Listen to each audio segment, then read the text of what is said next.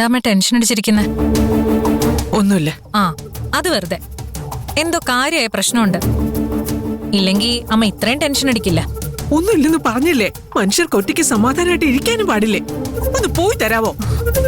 എന്താ അമ്മേ, എന്താ പറ്റിയത്? എന്തിനാ ഇങ്ങനെ ദേഷ്യപ്പെടുന്നത്? എന്തെങ്കിലും പ്രശ്നമുണ്ടോ? ഏയ്, അത് വെറുതെയാ. എന്തോ കാര്യമായ പ്രശ്നമുണ്ട്, എനിക്ക് ഉറപ്പാ.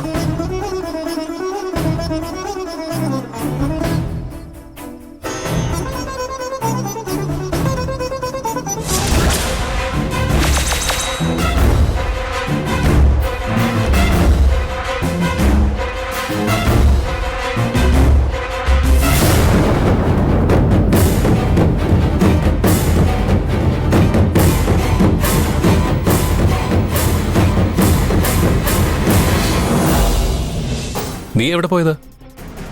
ജയിലിലേക്ക് മഹിമയെ കാണാൻ. അവക്ക് എങ്ങനെയുണ്ട്? ഇവിടെ നടന്നൊന്നും ഗിരിയണ്ണോട് പറഞ്ഞില്ലേ?